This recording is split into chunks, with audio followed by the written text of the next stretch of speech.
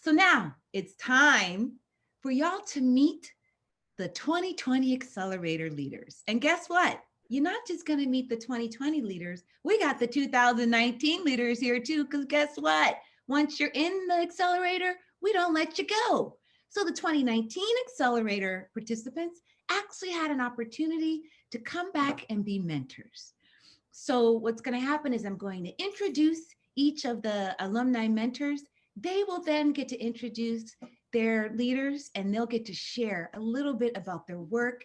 I am going to start with the Moon Water Group. I introduce Liz Lee and Jordan Macha of the Moon Water Group. Take it away. Thank you so much. Hello, everyone. It's great to be with you and so appreciative of this energy. I'm Elizabeth Chunhel Lee, go by Liz. I serve as the Executive for Economic and Environmental Justice at United Methodist Women. And hi, everyone. I'm Jordan Macha. I'm the Executive Director of Bayou City Waterkeeper based in Houston, Texas. And we, as the co-alumni mentors, have had the privilege to be journeying with these amazing Team Moon Water leaders. And in terms of their scope, their vision, their passion, and accompanying one another. So we're really excited to just kick it off, really just hearing from them. So we're going to start first with Stephanie Hicks Willett. So Stephanie, on to you.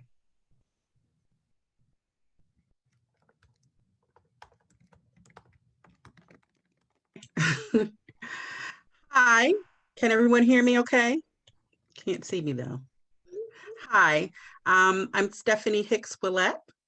I am an organizer, a participant, a passionate person involved in the A.G. Miller Mayo Dungy Pine Grove Project. It's a project that's near and dear to my heart. It's grounded in my hometown, and we're a community-based organization that is seeking to empower its residents, educate its residents, and get them to take charge of their fate and their future in the face of so-called progress and a business that wants to plant itself in our backyards. The Green Ridge Waste Management wants to build a landfill in the back of our backyards in a Black community. So we have organized, we have advocated, we have prayed, we have gotten our forces together to fight this encroachment and to educate people in ways that they can be involved in protecting themselves and their community and valuing the gifts that God has given them in the way of the environment and a rich history and a rich culture. I believe that this assignment is divine indeed. I feel like I have come full circle from leaving and going and experiencing different things, and yet God and the ancestors have called me back to the place in which I started and many others to do the work that only I can do in this particular time. I am grateful for the community and for being a part of this. It could not have come at a better time. And I believe also that it is God inspired also. We have a saying, as Pandora talks about, the Black church has been a big influence in my life. All things work together for the good of those who love the Lord and who are called according to his purpose. And I believe that I am called by the Creator, by God, to do the work that I am doing now. It is hard work.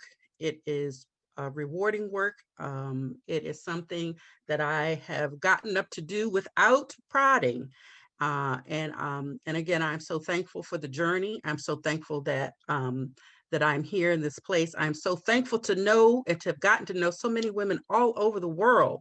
And your stories are amazing. And you are inspiring. You've let me know that I am not alone, and that we do have the power, and we just go get it done. I am thankful again for all of you, and to know that you are my partners in my work going forward. I treasure this time together. I can't think of a better way to have spent the last 4 months. I love you all in the spirit of the Lord, and all those that you call Lord. You know what I'm talking about. He has many tongues, in many ways and comes in many forms. I believe in a universal spirit, and I appreciate the language and the cultures, the other cultures that I've been exposed to in these months. So love you to life and back, and thank you for this time, and thank you. Thank you so much, Stephanie. And it's been so humbling just to hear of all the work that you've been doing in both the organizing, the educating, and fighting for environmental justice in your community. So thank you so much for sharing. And we're going to turn it over to Candace Chu now. Candace? Hi, everyone. It's really an honor to be here, and I envision a world where transportation is not harmful to our health. You know, a world where every person, every family member can move freely and safely to where they want to and need to go, regardless of their race, their income, their gender, their zip code, and their ability. I believe that everyone deserves to breathe clean air. I'm Candace Chiomelia. I'm a community builder, a lifelong learner, a WIA leader and sister. So glad to be a part of this community. I'm a wife, a sister, a daughter of Taiwanese immigrants who came to the US so that I could have a better life and future for myself and my future generation of families and children. And I think the migration of my parents and my grandparents and how this ties into mobility and transportation justice and the work that I'm involved in on a daily basis, really to move to liberate ourselves from relying on our cars and thinking about active transportation and mobility justice in different ways. So I wanted to share, you know, our transportation systems really connect us to each other, the places where we live, we work, we learn and play. And transportation equity is interconnected to housing and access to job opportunities and really upward mobility. So in thinking about, you know, the intersections of transportation, I believe that transportation is a fundamental right and is also related to the goods movement. And transportation, unfortunately, is the largest contributor to air pollution. And that pollution is exacerbating the underlying health conditions that increase the likelihood of COVID and the impacts to our respiratory systems and the communities of color who live adjacent to active oil wells and the communities that have built, you know, as a result of redlining and having highways deliberately built through them are suffering from these impacts of vehicle emissions. So the work that I do, which is constantly evolving, and I've learned so much. I've recently transitioned from a previous job into a new job. So I'm really, you know, I'm passionate about confronting our past so that we can create a more equitable future that benefits everyone. And just really excited to be able to share my growth and the work that I've been doing to really fight climate change and advance transportation justice and clean mobility. Thank you so much, Candace. And transportation as a right for all, right? Not only a few, and that it should not come at the cost of our lungs, air pollution, environmental justice. We're gonna, I think Lavisha just got dropped off. So we're gonna go to Gabriela Reiter next. Gabi? Hey everyone, back again. My name is Gavi, and exactly about 2 years ago, also during Hanukkah, I was standing inside of a makeshift UN building, which was attached to a huge, like, weird amphitheater that was built to look like a coal mine. And I was in a country in Poland that my ancestors had fled decades ago. I was there with the Sustain Us delegation of young people from the so-called United States to the United Nations climate talks. We came to bring stories of resilience with demands for climate reparations and with huge eyes excited to meet the global climate justice movement. But when we got there, we were met with the Trump administration hosting a panel on how coal was a solution to the climate crisis. We and our partners were not going to let that happen. Together, we organized hundreds of young people from around the world to interrupt the panel with a roaring thunder of laughter to show how much of a joke this event was. We hopped onto stage, we held a banner in front of the fake scientists, and we put stories of Indigenous youth and our Global South friends on the stage instead of them. I remember gathering with my new friends from around the world in the hall after, sharing stories of what had just happened and questioning who and what solutions get attention on the United Nations stage. Today, I'm coming to you to ask for your support as Sustain Us navigates this digital moment and works to bring frontline and Indigenous youth into a guarded global Green New Deal process. To join this work, I'm asking for your support through funding and any introductions or connections that you may have to people who may be involved with the global Green New Deal. We at Sustain Us know that young, femme, grassroots, frontline, and fence line solutions, like all of the ones you're hearing today, are the solutions that we need to solve the climate crisis at a local, national, and global level. Join me in accelerating a youth delegation to the global Green New Deal that will embody the solutions you're hearing today. Sending much love and thanks for joining. Moonwater Group, that was beautiful. And so now I have the privilege actually to introduce the Lightning Group, Lil Milagro. Hi, I actually wanted to share a quick slideshow that I put together while I talk about Mycilium's mission and vision and give you a little bit more information about that. So, oh, that's a little bit of a spoiler alert. So let's go back. So hi, everybody. I'm Lil Milagro Enriquez. I'm the executive director and founder of Mycilium Youth Network. Oh, let me put 2 minutes on my clock so I don't go over. I started Mycilium Youth Network in 2017 as I was breastfeeding my second child. And at that moment, the Tubbs fires were happening in California, and it became impossible to take a deep breath without coughing, without feeling a headache, without having a nosebleed. And at the time I was working at a school, and I realized that I was not the only one experiencing this, and all of our babies and all of our young people were experiencing this. And so Mycilium came out of the question, what is this world that we are leaving our children? How are we preparing them actively for climate change? And so that's exactly our mission. We work directly with young communities of color or frontline communities to prepare them for climate change. And we do it using 2 different strands. We do it using ancestral traditions and practices and hardcore science, technology, engineering, arts, and math. And then we loop that into what it means to have climate and community resilience at its core. And the reason that we have both of these together is that if we are only looking at a scientific solution to climate change, to preparing our young people for what we know is coming, and young people know that it's coming, then we have already lost the battle. That what it means for us to really lean into resilience means that we have to start pulling from our ancestral traditions and practices that have sustained us holistically, regeneratively over generations and generations and generations.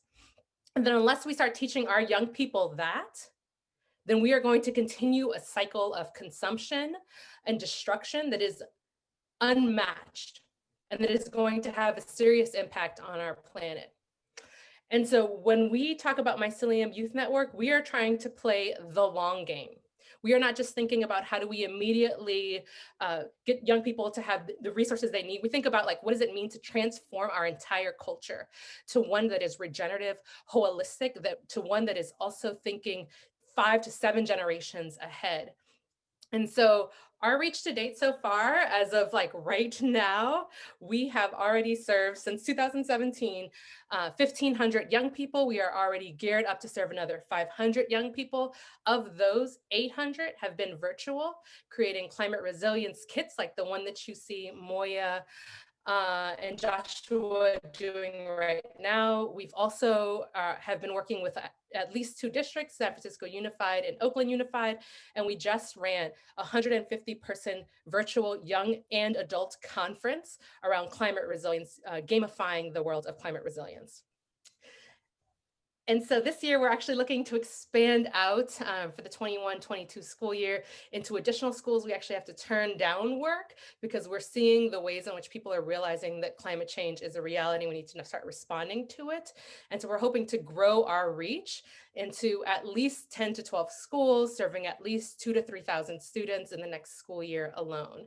And we know that this is actually what supports young people to not feel hopeless in the face of climate change, to feel like that they can actually do something, that they can have a voice, and that they can feel empowered. Because if we are going to survive what is coming, we need to pull from all of that ancestral wisdom. We need to pull from the best of scientific thinking, and we need to ground into our young people and provide them the resources they need to move forward. So Thank you.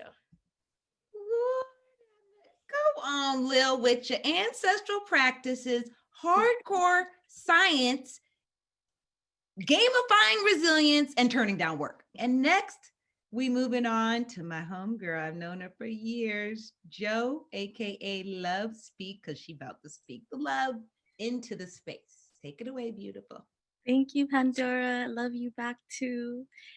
Thank you so much for having me. Earlier today, you heard a song made by Audio Pharmacy, and the lyrics went, "There's a world that we're dreaming of to heal our nations.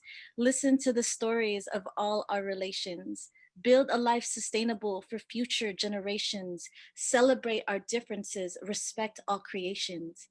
These are the prayers in collaboration with our ancestors and guides, channeled and written by my sister and Indigenous artivist Desiree Harp, then poured lovingly and intentionally into an avant-garde song produced by my husband, multi-instrumentalist and producer Tio Sense, and then later sang by our 9-year-old son, Sakima, who we are currently and collectively homeschooling so that he can have a better understanding of exactly what these words mean and why it matters now more than ever. Like the cycles of the moon, prayer comes full circle in the song that we share tonight. Kumusta Kapwa, my name is Love Speak, and I am the creative director of Love Speak Productions and the womb manager of Audio Pharmacy Prescriptions. We are no ordinary art and music collaboration. Audio Pharmacy is an interconnected harmonic web spanning almost 20 years and co-created by a diverse and phenomenal group of humans rooted in love, fueled by creativity, and have a passion for raising the vibrations all over the world. The vision of AP is to unify communities through art, education, entertainment, and healing. Audio Pharmacy Prescriptions has facilitated highly collaborative projects and events, both locally and internationally, with the objective of engaging with diverse communities to promote creativity, cross-cultural exchange, community collaboration, and protecting our planet. In 2020, a global pandemic hit the scene and changed all of our lives forever. A mysterious sickness began to plague not only our lungs, but the minds, hearts, and spirits of our people. Many have suffered, and some have even crossed to the other side. An orange cloud of anxiety, fear, hate, and violence was intoxicating the air, making it very difficult for many of us, along with our brother George Floyd, to breathe. Although we were afraid during these unprecedented times, I know that we can also find the tools to overcome these struggles within ourselves and in our world. What I found together with my collective was the middle path that would continue to bring us together to decolonize and purposely create healing and harmony. The Middle Path Audio Cinema is the next visual album by Audio Pharmacy. As y'all know, art and music is our medicine, and we want to highlight how that's helped us rise above the struggle through a series of music videos, interviews, and behind-the-scenes footage documenting the process during this time of Corona. Ultimately, we believe the Middle Path is the story of how we, as humanity, elevated and broke through our own oppressions through love, cultural exchange, and creativity so that we can work together towards the co-liberation of our people and planet. Please join Audio Pharmacy in the movement to bring this healing, creative journey to life and to be able to offer it to everyone. Go to www.audiopharmacy.com for the 411 and get your prescription. Thank you. Okay. Girl, are y'all inspired? She said the lyrics, "Heal our nation, celebrate our difference, respect our creations," was poured lovingly into a song. And next, our sister, we've heard from her before, Ruth Tachabaya Keeson Miller. Please forgive me if I've debauched the name. Say it correctly so they can say it. All right. You are so close, sister. Shavaya Kisen. It means whirlwind woman. Okay, I'm gonna call you Whirlwind Woman. And as my phenomenal sisters have already showed us, everything starts with a story. In my Alaska Native culture, it's our stories that become oral histories, rigorous geological record, and frontline testimony. Our stories were taught to us by our lands and waters as first and infinite stewards of these lands. We, as Alaska natives of the Arctic, are now losing our stories to climate change. We're losing our foods, our languages, our ways of life. However, we are working harder than ever to share our story of resiliency and write our story of healing. Yachli do again, deni inakanaga shalkun kana, shivak isin iji, Ruth Miller Gustana Shiiji. Again, my name is Ruth Miller, and I'm calling from my home of Degeekak, Anchorage, Alaska.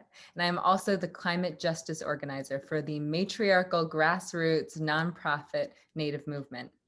And as an Indigenous climate activist and storyteller, I am working to scale a statewide conversation that creates a nurturing and accessible space for Indigenous relatives to tell their own stories of climate change, adaptation, and climate justice, from our villages to global climate dialogues. We integrate healing of our lands with the healing of our genealogies and histories. We approach climate justice from an intersectional and holistic worldview, rooted in our cultural values and in solidarity with our Black, Brown, and immigrant relatives.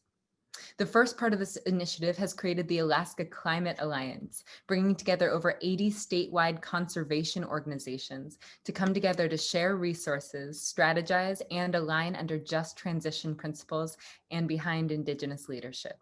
By challenging our environmental conservation community to decolonize, we are building towards effective practices and a recovery built on justice. The second part is the rapid growth of our media company, Always Indigenous Media, created to share stories from the land, from and for the people.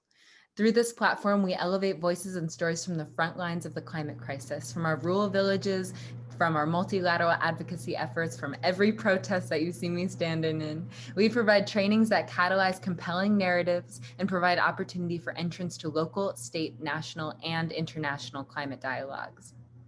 Our earth needs our love, our devotion, and honor. In this season of Chanukah, it needs our dedication. Native movement and our Indigenous communities are ready to share our stories of reciprocity, coexistence, and caretaking with you. Please write the story of our collective future with us. Chickanik, thank you. Our earth needs us. Rigorous geological stories. Who else is writing rigorous geological stories? Always Indigenous Media. If you didn't know, now you know. The work that Ruth is doing is being broadcast to integrate healing of our lands and solidarity, challenging conservatives to decolonize. Come on, Ruth, with it. First, I would like to introduce Crystal, a Cavalier Keck. Go ahead, dear. Oh, hey, look at me, the hostess spotlight. Look at that. Meku, everybody. I just want to say thank you so much for letting me be part of this. So I am Crystal Cavalier Keck. I am a citizen of the Occaneechi Band of the Saponi Nation in Alamance County, North Carolina. And I am the founder of Yesa Tudelo Indigenous Gardens. And I will put a link in the chat. This is our Facebook page. 4 years ago, when I moved back home, I noticed that our tribe was not thriving, and everybody has lost touch with their culture, their history, and they were just there, right? And so we started a revitalization of culture, starting with the language, starting with, just speaking stories. And then we moved on to helping women. We saw that there was a need in the community that women they were going missing and murdered. And so, I just found that women were lacking the confidence they needed. And so, we started the Missing Murdered Indigenous Women's Coalition from North Carolina. And that led me into the gardening, because how else can we help matriarchs get back to where they need to be, is to help them get back to their self and get in the garden. And so it's just a long story. We met with a different couple of people in New York. We got some seeds. We also met with Beth and we got some seeds. And we started to help women plant, and one seed at a time. We have been planting our garden. we have been growing. I invite anybody who is here in North Carolina or make your way out to North Carolina. We will do it COVID friendly, social distance, and get your hands in the dirt, right? We have a greenhouse now that we're able to grow seeds in the winter, and start them and get ready. Because all it is taking us to get back to, rematriation of our culture. And so with that being said, please visit us on Facebook, and also come and visit me, right? You guys.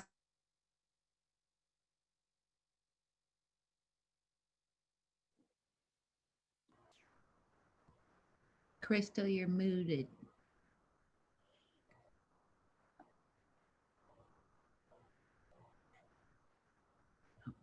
Well, thank you. And Crystal put out the call for us, so we got a place to go.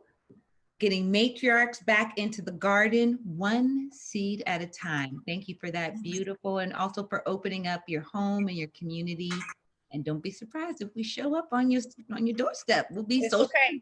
in the 6 feet away, but I might show up. We live in the rural. We can host y'all. I know y'all can. I know y'all can. I'm so excited to introduce Joy Williams. She has become a good friend of mine, but also is just the light and love that shines over our whole group. Joy, please take it away. I'm in Winston-Salem, North Carolina, and I want to tell you the start of Hope to Thrive, which actually ended up starting with the death of my father in 2014. He just represents the great family legacy that has poured their love, their intention into me to carry on not only the family legacy, but the legacy of caring for the community in all the ways that we try to be there for each other as a family and also be there for each other as a neighbor. My dad, before he passed away, spent 3 months in a hospital. And as his medical power of attorney, I had the honor to be by his side. And all that he poured into me came out. And when he passed away, obviously my family was deeply, deeply affected. And my sister said to me, Joy, take the tears that you cry and let the water from those tears grow the seeds that he planted into each of us and do for others what he did for us. And thus was born Hope to Thrive.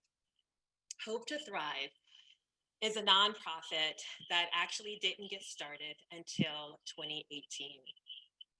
Being in Wake Forest Divinity School, I was able to not only spend my time thinking and talking and having deep conversations about God, but I was able to pour these seeds of community, of offering food, of offering therapy, of offering love to so many different people. And when COVID-19 hit in March, food insecurity was a big topic, not only around the world, but in my small little neighborhood in East Winston-Salem, where there is a concentrated population of low-income Black and Brown people. And Hope to Thrive, in partnership with many other organizations, came together and we started feeding the community. It first started out with getting free produce, and then we got grants to then provide hot meals. And we've continued and even expanded into offering free therapy, offering dance and African drumming, heritage conversations, as well as teaching people how to compost and garden, and having deep conversations about how we're going to expand this work and continue the work.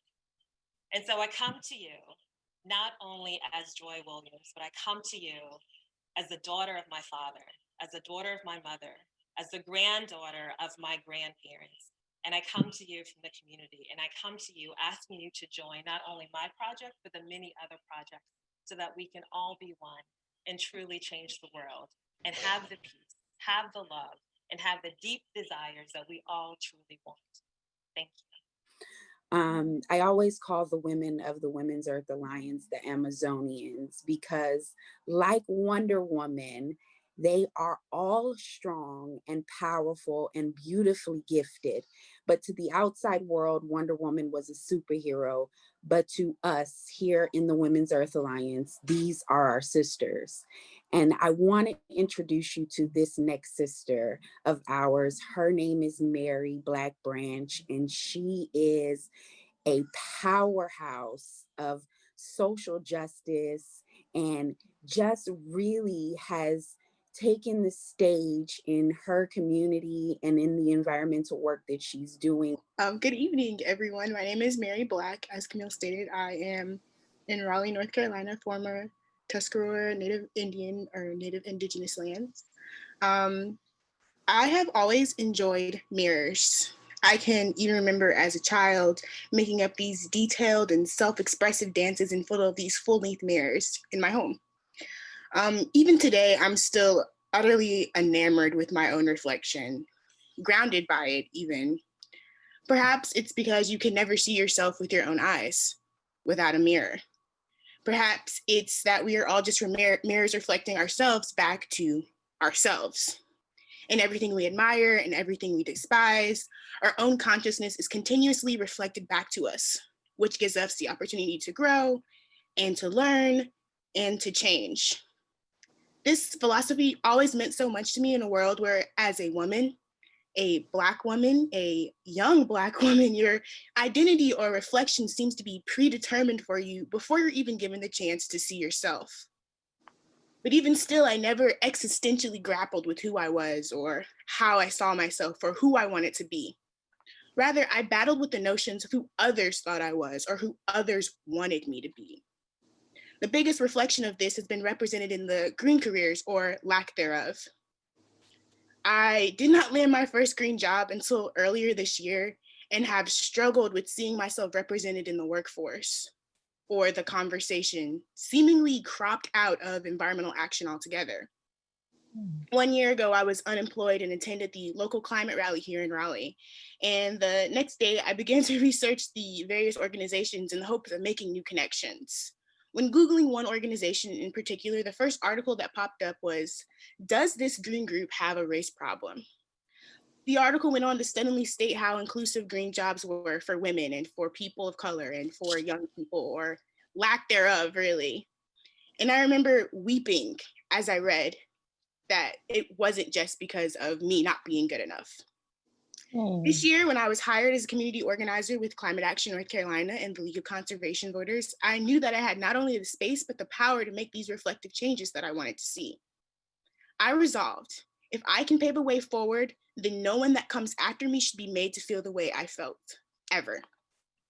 It wasn't until I joined the Women's Earth Alliance Accelerator program that I began to truly be given the external and internal work needed to start a pilot program to train and mobilize women, people of color, and young people on environmental advocacy through a critical race and equity lens.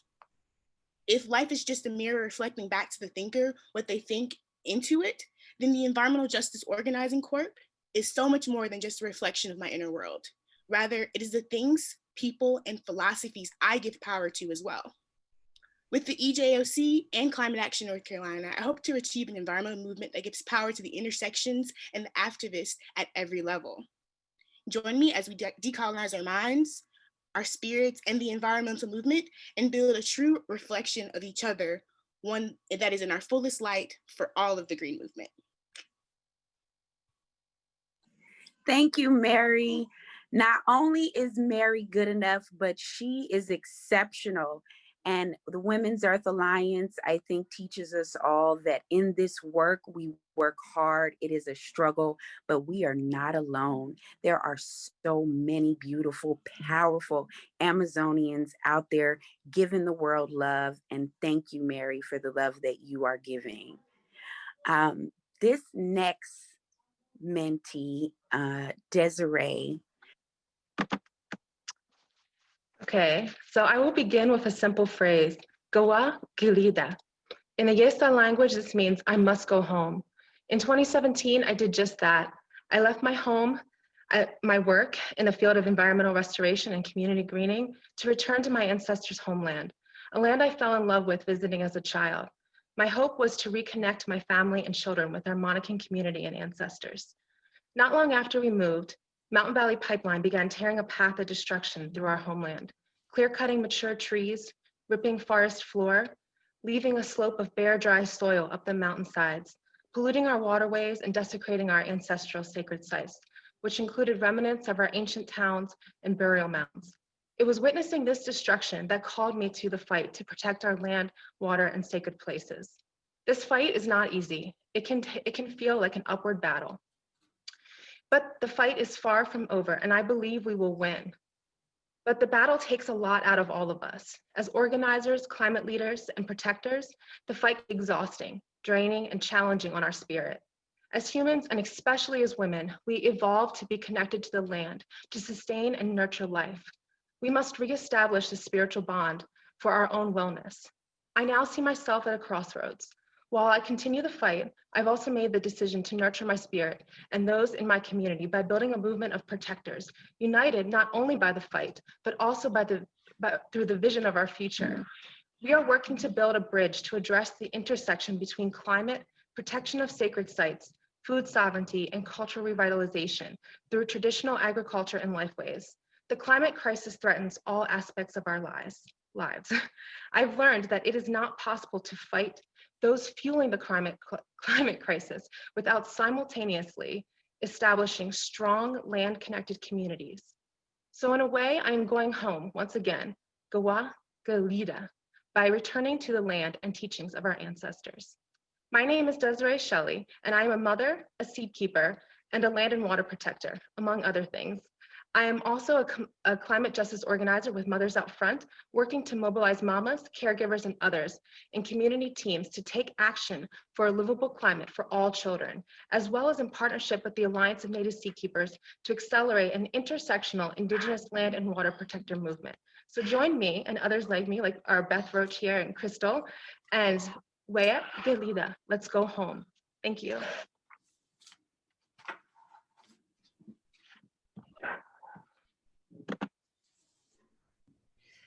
Well, thank you, Earth Group, and thank you, Camille, for all of your love, support, and just gentle grace and care with those women. I want to introduce my dear sister, Monica Vicacci, and the Mountain Air Group. Take it away, Monica. Hi, Pandora. Can you hear me? Great. Yeah. Hi, everybody. I'm so just overwhelmed by all of these amazing women that I've had the opportunity to work with in my group and in all the other groups. So my name is Monica Vicacci. I like to say that I'm Chilean born, New York City based. Permaculture, education, and design is my basis of my nonprofit, which is called Beyond Organic Design. And I came to WIA last year, and I came as a one-woman nonprofit, and it was just brought new life into my world. And I will be forever grateful for the network and the family that I got from it. It lifted me up and gave me resources and a community that I desperately needed. So I will be eternally grateful to WIA and Sierra Club. So my ladies are pretty freaking phenomenal. I mean, for real. And the first one is Mackenzie Feldman, who is doing fantastic work on campuses all over the US. Take it away, Mackenzie. He hele me kapu olo, to make every place better than you found it. Malama, to protect and care for. In order to begin, I will start from where I've been, because knowing where we need to go has a lot to do with where we come from. Born and raised in Hawaii, living on an island has taught me a few lessons about the natural world. I saw finite natural resources and understood that we cannot run from the problems we create. And although Hawaiians are some of the greatest stewards of the land, Hawaii is now ground zero for industrial agriculture, with agribusiness developing pesticide-tolerant crops for the rest of the world, spraying 17 times more restricted use pesticides than the US mainland, causing cancer, reproductive and developmental harm, neurological disease, kidney damage, and more. And as I watched my communities stand up to corporate power, I knew that one day I would join too. I had that feeling that this is what I was called to do. It wasn't until college when I showed up for beach volleyball practice and my coach said not to touch the ball if it rolled into the grass because an herbicide had just been sprayed everywhere around the court that I decided to take action. My teammate and I asked the grounds manager if our team could instead pick the weeds so he wouldn't spray a carcinogen where we were practicing. From there, we expanded this campaign to the rest of campus, working with students and facilities to decolonize the aesthetics of our campus and find alternatives to the spraying of toxic chemicals. Since this day at the volleyball court 3 years ago, we haven't looked back, and our work has expanded into a nationwide movement. My name is Mackenzie Feldman, and I'm the founder and executive director of Herbicide Free Campus. We work with students around the country and give them the tools to work with their groundskeepers to eliminate herbicides from universities, transition to organic land care maintenance, and be holistic environmental leaders at their schools and beyond. I invite you to join us in our vision for a toxin-free world to protect our groundskeepers, communities, and ecosystems. We already know that a world without the spraying of toxic chemicals is possible. We just need to be brave enough to fight for it. Thanks. Okay. Rebecca Jin. Rebecca from the Midwest, doing also equally amazing work in her community. I'll let her tell you about it. Exciting. Okay, thank you very much. I'm one of the citizens who founded Lead Agency. It's a grassroots organization advocating for the cleanup of one of the largest Superfund sites in the country, named Tar Creek, and working to mitigate attempts to increase flooding while we adapt to climate change in our area. Primarily a Native-led group, we are Oklahoma's oldest incorporated environmental justice organization. I'm Rebecca Jim, a Cherokee woman who believes clean water is a right. With our office being in Miami, Oklahoma, we know citizen action here is the key to making clean water a right for those who live downstream. An abandoned lead legacy mining site loads my Tar Creek with 13 tons of heavy metal every day through the Quapaw, Miami, and Ottawa tribal lands and into communities, and then on to the Neosho River, which flows on into the Grand Lake of the Cherokees, a drinking water reservoir. Imagine, as I do, the Tar Creek keeper, who I am, I imagine clean water where children can play and swim and catch fish that they can proudly take home and eat with their family. For too long, the state of Oklahoma, the EPA, and even people have given up, walked away, and claimed Tar Creek's damages were man-made and irreversible. But I can see a clean Tar Creek that can support an ecosystem and be the critical link to healing the entire watershed. Together, we improve our children's health. We restore a national prize in our watershed. Join in the movement for a clean Tar Creek and stop extractive practices that keep creating more damaged creeks around the world. Thank you. And thanks, Women's Alliance. It's been a wonderful adventure to be here. Thank you, Rebecca. That is amazing, amazing work that you're doing. Up next, we have Michelle, who's going to be talking to us from Guam, another grassroots activist doing fantastic work to reduce the amount of plastic in Guam. I'll let her tell you about it. Standing up for this. Global plastic pollution is a crisis that looms ahead of us, and plastic production is not expected to slow down anytime soon.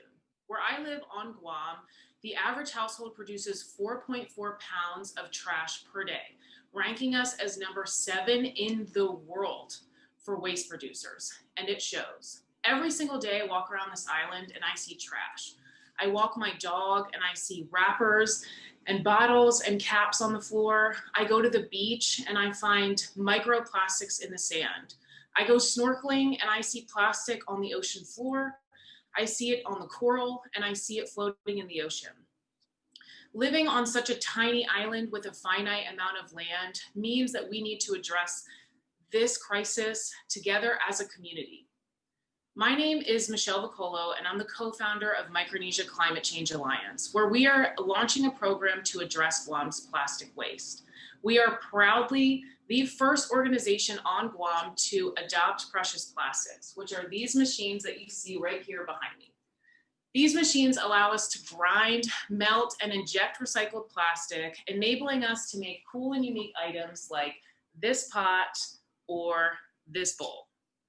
This program was really made possible through our participation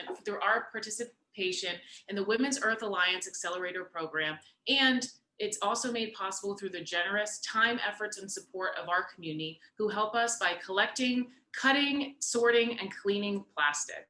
Here at MCCA, we believe that our communities hold the solutions to these grave environmental injustices that we face. We are community made and we are grassroots, and we are inviting you to help us in our pursuit to tackle the plastic crisis on Guam.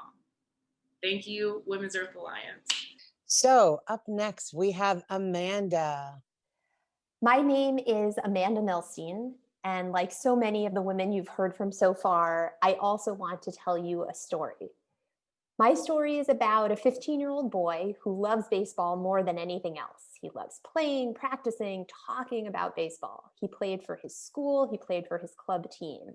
His team rallied around him when his dad left the family unexpectedly, when his mom lost her job. But in the last few years, it's been impossible for him to play baseball outside in Northern California. Increasing pollen in the air, wildfire smoke, hotter temperatures are all making his asthma and his allergies worse. No amount of medication, steroids, inhalers, prescription allergy drugs have helped. I know this story because I am a pediatrician and I practice in Richmond, where this boy lives. He and his sister who tried to cheer him up when he had to quit his baseball team, are my patients. I am the one who told him to quit his baseball team because no amount of medication I prescribed could help him. I am also the mother of 2 kids under age 5. Did you know that 88% of the existing global burden of disease attributable to climate change occurs in children younger than 5 years old in both industrialized and developing countries? An increase in heat-related illness, waterborne diseases, infectious disease, food insecurity, and worsening mental health are just some of the health impacts of climate change. Children in poor communities, communities of color, are already and will continue to feel these health impacts first and most severely. I am the co-founder of an organization called Climate Health Now. We are organizing medical professionals and students throughout California to mobilize and use our trusted voices to advocate for a rapid and just transition off of fossil fuels to clean energy. In our first 14 months, we've linked arms with over 450 members, and we're growing by the day. My goal is to bring each and every medical provider in California into the spaces where they can use their trusted health voices to promote climate and environmental justice. The WIA community has taught me, welcomed me in, held my fear and my hopes, and provided me with a sisterhood that I never dreamed I would have. The climate crisis is a health crisis. Let's go, and please join me. Thank you, and thank you, the Mountain Air Group. Next is the Sun Group, and I would like to introduce my sunshine, Lyrica Maldonado. Take it away, Lyrica. Hello, everyone. It's so great to be here tonight. My name is Lyrica Maldonado. I am a co-director of Uplift Climate here in the Southwest, where we train, connect, and mobilize youth for climate justice. And I had the great privilege and honor to be spending lots of time with the amazing Sun Group. And so I'm first going to introduce Jessica. Yeah, take it away. Hey everybody, my name is Jessica Gerard. I use she, her, they, them pronouns, and I am blessed to be living on the unceded territories of the Lower Tanana Dene peoples up here in what is now known as Fairbanks, Alaska. And I have been lucky to establish with so many Indigenous women some really critical trainings and a climate movement that is having Alaska come out of the fossil fuel closet. And that has been really critical to me and my personal story because I also stand before you as a disabled combat veteran. I served 3 tours of combat, and in order for us as the US government to colonize yet another land for their resources and impress and place a so-called democracy on another nation. So white supremacy is real in my personal life because I not only come from the ancestry of colonizers, I also engaged in extractive colonialism myself as a pawn in the US military. And that, how does that relate to the climate movement? Well, we have to get off fossil fuels. And instead of being militarized in our governments on the lands of Indigenous peoples across all of Turtle Island and far beyond, we have to address white supremacy. White supremacy is the root cause of climate change. Indigenous peoples have the tools, the resources, and the knowledge, as so many of our Indigenous sisters have shared today, that if we do not, as those that identify as white, as settler colonialists, engage in the white supremacy healing and visualization, dealing with the white psychosis that we have been brought up in, we are not going to be able to deal with the climate crisis. So I work with Native Movement, as I mentioned, as a trainer. I am also a co-founder and the director of the Fairbanks Climate Action Coalition, and we are working with Ruth, who spoke earlier, to build out the statewide Alaska Climate Alliance. Also, we are part of the Just Transition Collective, and we are part of a movement across this nation and across Turtle Island and the world for a transition off of fossil fuels, but also the revitalization of language and tribal sovereignty. So I encourage you, whether that's through taking trainings with any of the amazing women mentioned earlier, Mary Black, Ruth Miller, etc., that if you identify as white, if your organizing is involved with mostly white folks, to call you in, do this work of anti-racism trainings, healing, because if we do not address white supremacy, we will not be able to walk through the climate crisis. I just want to say thanks to WIA for allowing us to put these stories together and weave together, and I just honor and appreciate each of you. Wow, thank you so much, Jessica. I really want to highlight how much humor and care that Jessica has brought to our group alongside this amazing and powerful story that she just shared with you all. Thank you for that. Thank you, Jessica. And next, I want to introduce Monyeka. Monyeka, take it away. Half a day, everybody. I'm going to share my screen and open with a Chamorro chant called Tumotigi Lahi. And I thought it was going to be really, whoa, a lot of things are happening. Can you see my screen? Is my screen showing? Not yet. Not yet? Okay, well, it's okay if not. So I'm going to share a chant. It's in the Chamorro language, and it's called Tumotigi Lahi, and it kind of leads into the need for people to listen to women and the women's wisdom in navigating new places and in navigating the great ocean. So Tumotigi Lahi. Kinin laguna man matu hugi zaina fuluna lazak. Man momoknu itamun gitasi. Fanenga isagwa hagadya. Fanenga imaga haga. Fanenga zan fenge kunguk. Fange kunguk ikating kulu. Samahan at noni manya haina. Samahan at non imahanya haina. Tumotugi lahi matenguma. So I come from the islands of the Marianas. I'm an indigenous Chamorro person, and the people of the Marianas have been the first people in the Pacific to experience colonization. In fact, in 2021, it will be 500 years of the first encounter for Pacific peoples with Europeans with the landing of Magellan on our island 500 years ago. And over the last 500 years, we as Chamorro people have experienced uninterrupted colonization. And my project with WIA that I've been working on is to design a medicine walk, which from my understanding has never happened in the Marianas. And this medicine walk is going to honor all that we still have and all that we still carry, the resilience and the survival of my people throughout the past 500 years so that we could thrive for another 500 years. It's about connecting in a more harmonious way and being in good relations with our lands, with our sea, with our air, and coming back into sacredness that may have been lost through all of the years of oppression and years, most especially with the presence of the U.S. military here over the last 100 plus years.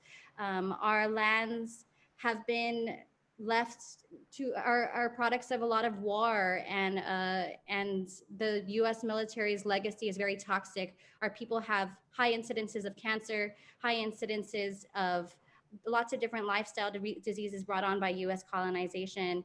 And my project is to kind of heal through that, work through that pain, and reach all the villages of my home island in Guam and all the rest of the islands in the Marianas, which are still currently threatened from continuous U.S. militarization and hyper-militarization of our lands, which threaten our water and threaten our lifeways. So I invite everybody and want to thank WIA for really giving me the confidence and connecting me with such wonderful people who have informed the ways to strategize and the ways to uplift my community in the face of heavy militarization and in the face of the climate crisis, which is affecting us greatly here in the Marianas. And I look forward to learning and connecting with everybody still, and look forward to everybody's support. Wow, thank you so much, Manieka. Thank you for all the work that you're doing. I've never been to where you're located, but I'm sending you lots of resilience and love across the ocean, as I know we all are. I also want to thank you for just the stability and grounding that you bring to our meetings. And lastly, I'm going to introduce Dominique, and who I'm so excited to hear talk.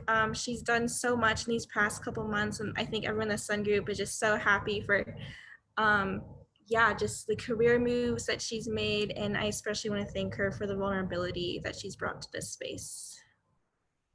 Hey y'all. Thank you so much, and thank you, WIA, for this opportunity. As Lyrica said, my name is Dominique, and my pronouns are she and her, and I'm located on occupied Lenape land, which is Harlem, New York.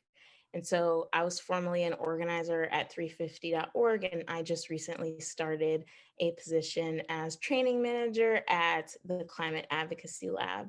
And so my first encounter with climate was when I was an organizer with our public housing, which is NYCHA housing, dealing with policing here in New York City.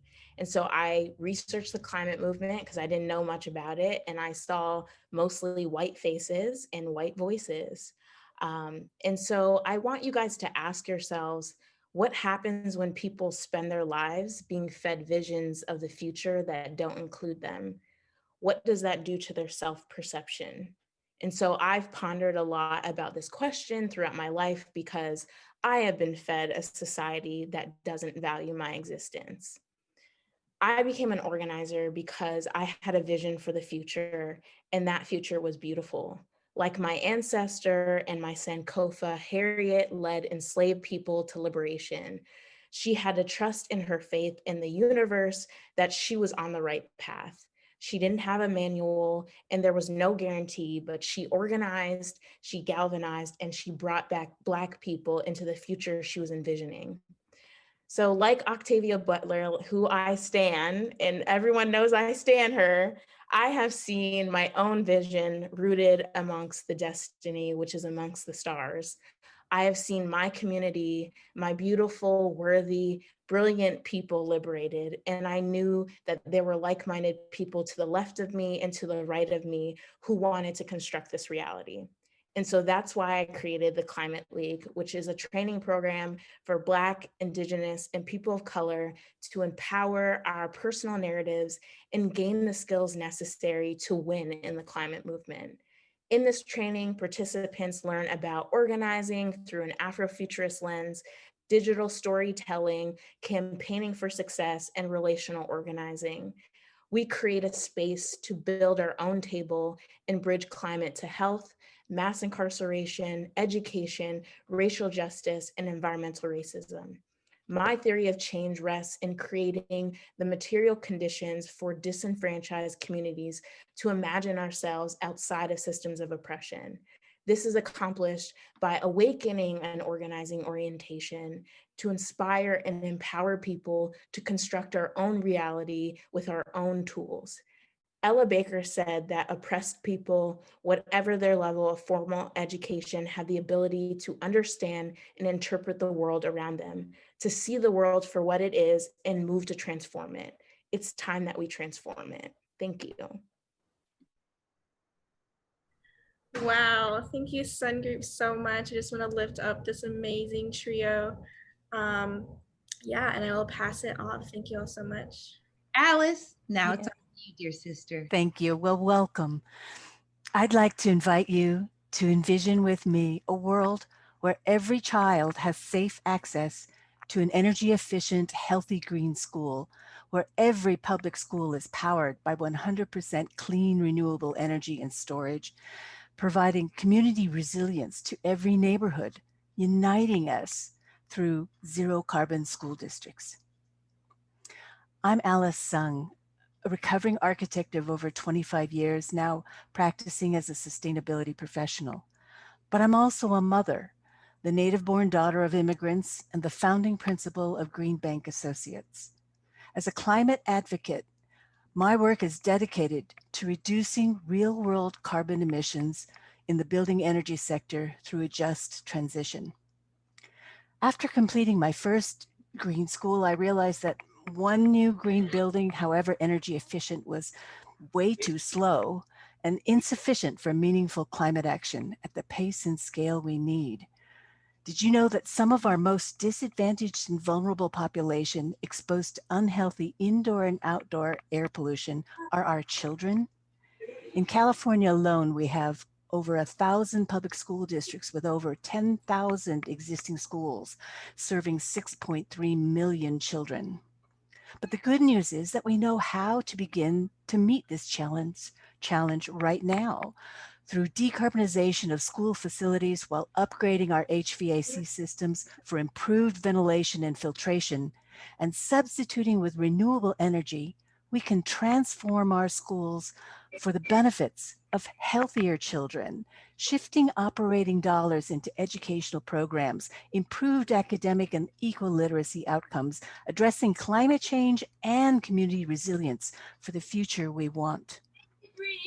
What the community needs now is a convening of all stakeholders, districts, school design and construction industry, California state agencies and nonprofits to co-create a statewide program designed from policy with funding to equitable implementation. If you share this vision of zero carbon, 100% clean school districts, clean energy school districts in all communities by 2030, please reach out to join me to make zero carbon school districts a reality. Thank you. Beautiful. Thank you, Alice. Go ahead, Mom. Take it away. No, thank you, Alice. That was absolutely fantastic. Take it away, Pandora. And now we are going to close out with the fire group. And introducing the fire group is my girl who is fire, Tasha Phoenix. Take it away. Thank you, Pandora. This has been amazing. Women Earth Alliance definitely has a spot in my heart forever. The women on this call have been amazing, but I've had the pleasure of working with some women director in food justice, fighting for the fight for food justice. and that is doing some amazing things across the country.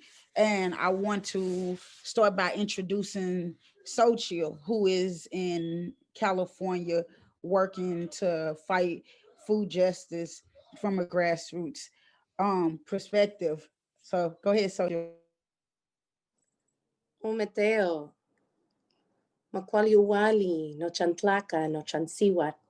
Hello and greetings to you, my relatives. In 400 BC, Hippocrates, a renowned Greek physician and healer, is quoted as saying, "Let food be thy medicine, and thy medicine be thy food." At EFAM, we're firm believers in this age-old adage. My name is Xochitl Bernadette Moreno, and along with Ashel Seasons Eldridge, I am the co-founder and co-director of EFAM, or Essential Food and Medicine. We're an organization that emerged in the spring of 2020 as a response to the fallout that the COVID-19 pandemic had left in our community. We believe in building collective immunity by providing essential food and medicines for all.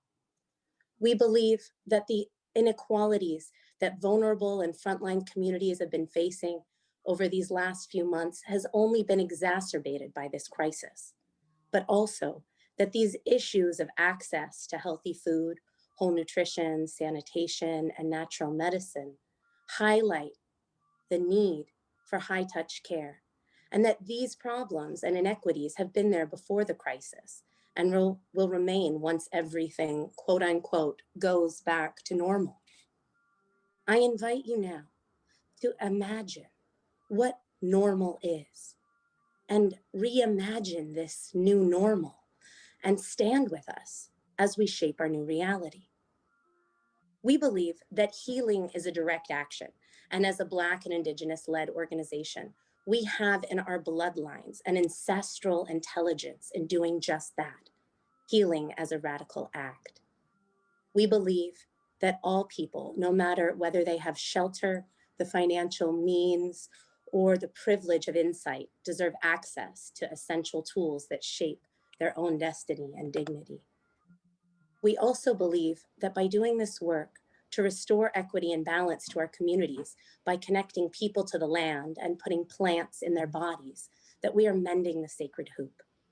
Our organization was birthed not only in the times of the global pandemic, but in the midst of the national uprising calling for the justice and dignity for George Floyd, and calling for the movement to affirm Black lives. Our movement was also birthed amidst the smoke-filled orange skies that so poignantly brought California to grips with the devastating effects of our changing climate. Through it all, we at EFAM have had the honor and the privilege to serve our people.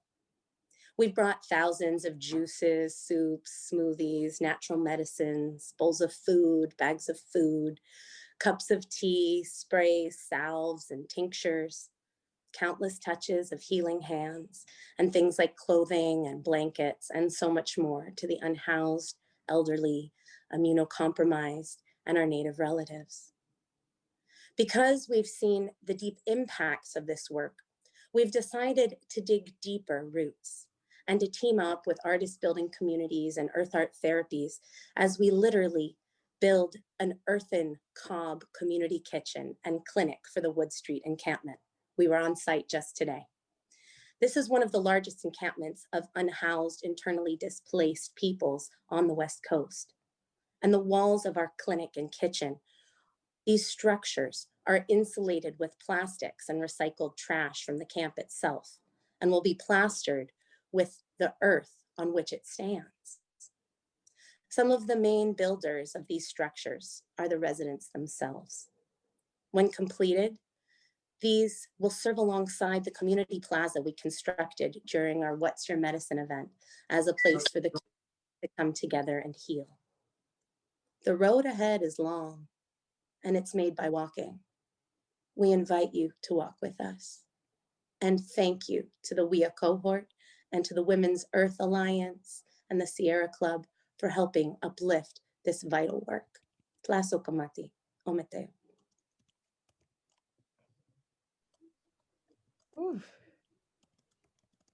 Thank you. Thank you. Y'all been giving me chills all night. Thank you to everyone. We appreciate everyone for staying. And we'll be going over a few minutes, about 10 more minutes, 10 minutes over. So if you guys can stay on, that will be great. We understand if you have to leave. The next person I want to introduce is someone who's working hard in Puerto Rico, Tara.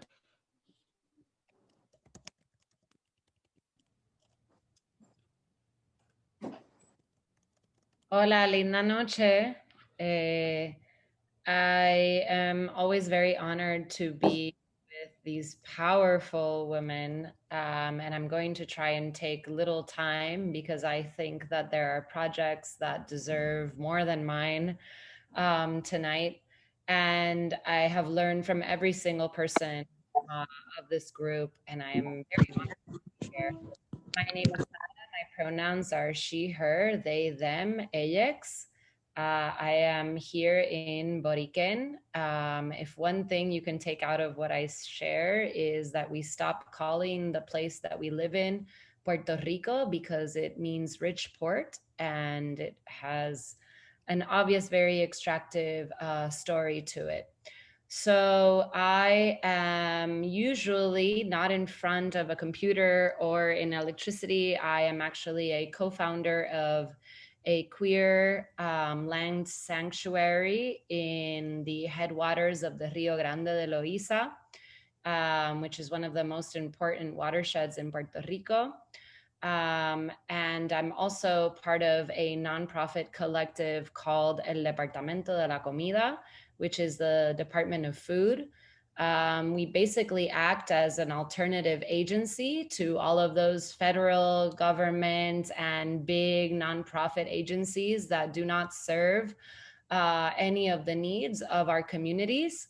And we have created an institution that consists of people and plants and medicine and practices that are shared. A lot of these practices that come from our ancestors. I work a lot with shared resources and the creation of models of shared resources. Our Department of Food is in a small rural community. And we now have a resource library that has a community-controlled seed library. We also have an educational materials library and a tool lending library. We work towards everything that involves food sovereignty in Boriquen. And that has to do with supporting farmers. It has to do with supporting consumers. And it has to do with everything that is against privatization of seed, of health, and of our ecosystems. I really want to bring into this meeting, although I don't have signal at my farm, all the plants and all the medicine and all the trees and all the animals that support us and are a part of us, even though they don't speak our same language. I am bringing them into this space. And I know that many of us are also working with those. This is my auntie who always gives me internet. And I'm very, very grateful. And anybody that would like to learn more about food sovereignty, we are one of many, many groups that are working. Puerto Rico and Boriquen is the perfect case study of one of the oldest colonies of the so-called United States and of the world.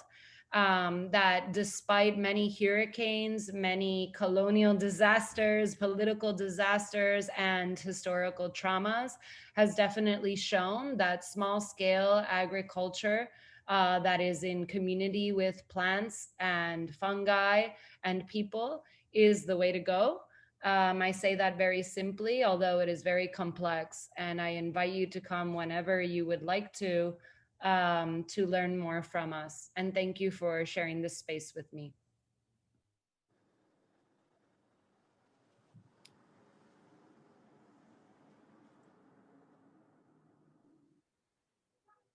Thank you. Thank you. The next person I would like to present is Amy Rose. Kwai, Papanogzien aqui, Panama. Wilwini, Tasha, thank you for introducing me. I am Amy Rose Full, and I am the great-granddaughter and great-great-granddaughter of Chiefs William Watso and Zoop Loren of Yamaska, Odanak, and the waters of the Missisquoi flow through my veins. I am the founder of the Virginia Free Farm. I realized that one woman can't single-handedly transform an entire regional food shed, but luckily, women from matrilineal systems are taught from a very young age to take up their space and use their power by design. So we have little trouble unapologetically embracing positions of leadership and strength meant for us. So I use this energy to advocate for disenfranchised communities, food sovereignty, and environmental equity for all forms of life. We address many facets of the complex web of the problematic food system. Equitable food access. Equitable food access, community garden facilitation, land access, open source learning resources, seed library, seed rematriation for some of my Native brothers and sisters because they're their rightful owners. Our mission is both top down and bottom up in that we work with the organizations to get the food out to people that we grow here and produce. But we also facilitate grassroots growing for self-sufficiency and mutual aid. To be a successful program with longevity, this is really essential. It's community co-created. We will create a regional food shed where we can step into our own power as a community with equitable system that's removed from the pervasive agricultural industrial complex that we've become dependent on, and that's making us sick. Our collective liberation depends on that, from the dysfunction of this food system that has made us dependent and made us a commodity in both the agricultural system and healthcare system. By empowering those living in the community that we work with that are living the struggle and already know what is needed, we're facilitating the change to solve those real problems that can't be legislated away, because the same system and laws that built this, the system that we're dependent on now and that keeps us sick and makes us a commodity is not going to change in our lifetime by legislators. So we need to rebuild that system with centering ecological principles and applying that social design that Pandora has talked so much about to our new system that we are creating. It's gonna take years, but we're making headway and we're getting some of our people and some of our organizations self-sufficient already just after a few years. And so if anyone wants to work with us, we are setting up satellite farms now, and that's gonna be our next phase in this. And you can find more information at virginiafreefarm.com.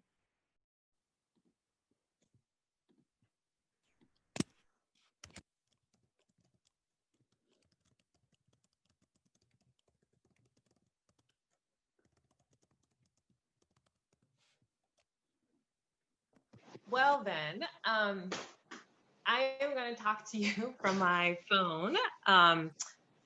And I have two devices, so if you can bear with me, one device will thank the WIA cohort, the leaders. Thank you so much for being all that you are on behalf of all of the cohort. We just really want to thank the WIA team for your support, for your love, for your guidance, for everything that you were for us. I think we all said it through the energy in our projects, and we couldn't have done everything that you heard tonight without the support from the WIA team. So we thank you. And for those of you that have taken your time to be with us tonight, thank you for doing that. We know that it's not easy giving up an evening during the weekday when you have all of these other commitments and duties that are grabbing your time. And just like Lil talked on and said at the end, I'm sure that we all fell in love with again, and that we all have this love that we carry.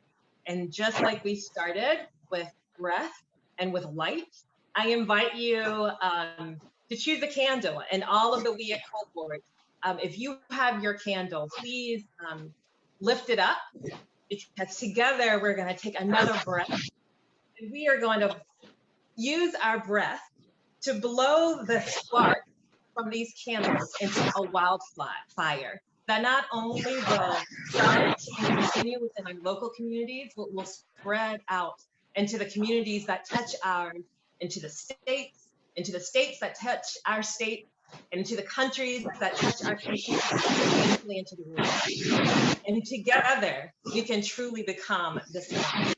So I ask for your candle to be lifted up.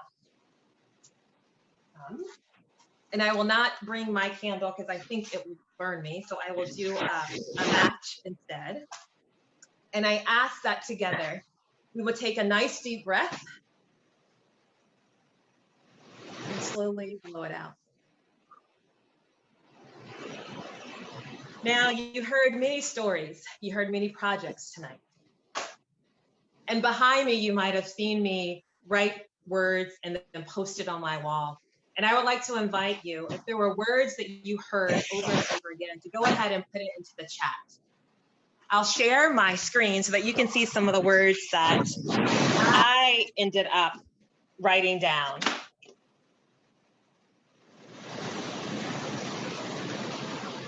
We started with the problems of death and colonizing and white supremacy and destruction and damage and trash and food insecurity, missing women. We ended up being in a finite place where we needed solutions and action and decolonizing and to fight. And we did this for the elderly, for the rights of the river, for Black and brown people, for people that look like me, for the indigenous, for youth, for children, for self-perceptions, and for those that are unhoused.